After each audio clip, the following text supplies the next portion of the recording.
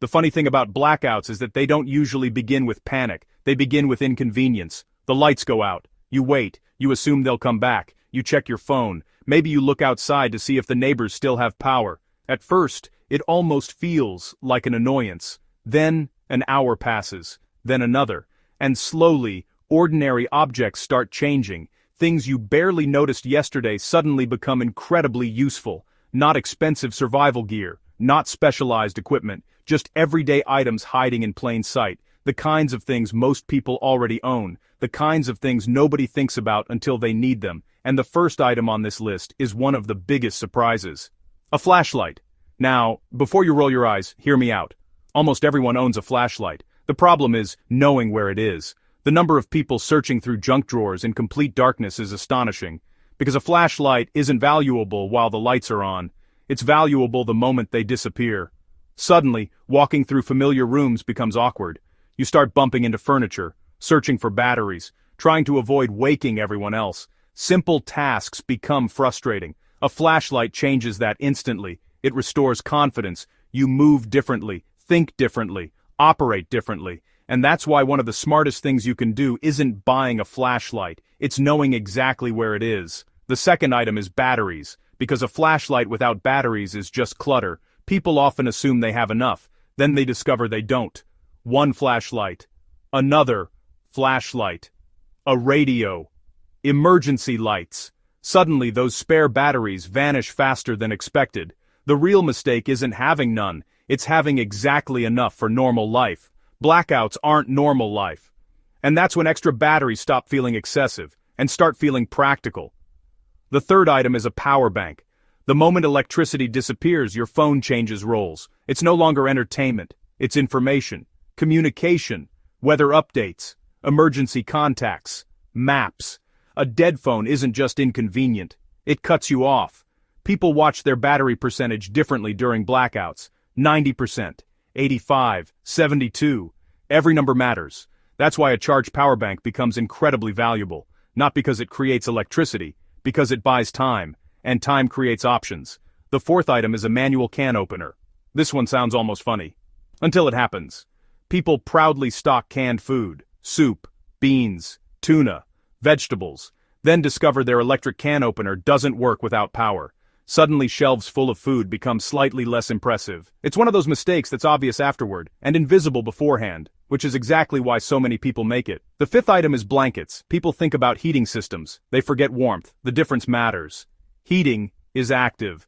Blankets are passive. One depends on infrastructure, the other doesn't. When temperatures drop, comfort becomes more important than people expect. Sleep becomes harder. Patience becomes shorter. Stress increases. A simple blanket can change all of that. Which is remarkable when you think about it, because most of the time, it sits folded in a cupboard, unnoticed, until the moment it isn't. And the next 5 everyday items become valuable for reasons that catch almost everyone off guard. The sixth item is cash. Modern life runs digitally. Cards, apps, contactless payments, phones. Many people barely touch physical money anymore. Then a blackout arrives. The store remains open. The shelves still have supplies. You reach the checkout and hear 4 unexpected words. Sorry, cash only. Suddenly your bank account balance isn't the problem. Access is. People often assume money and usable money are the same thing. They're not.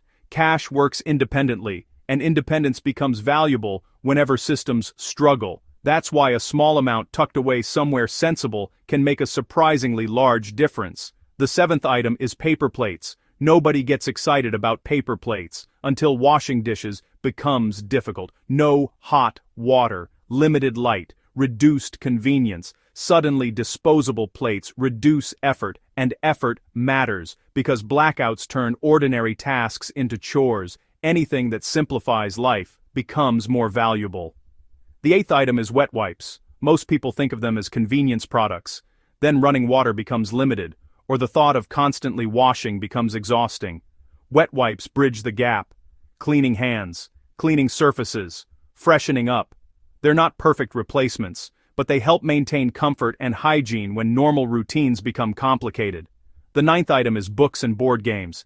This one surprises people, because nobody thinks about boredom during the first hour. Then screens die, phones get conserved, televisions remain dark, and suddenly evenings feel very long. Entertainment isn't just entertainment, it's morale. It reduces stress, keeps children occupied, creates routine, lifts spirits.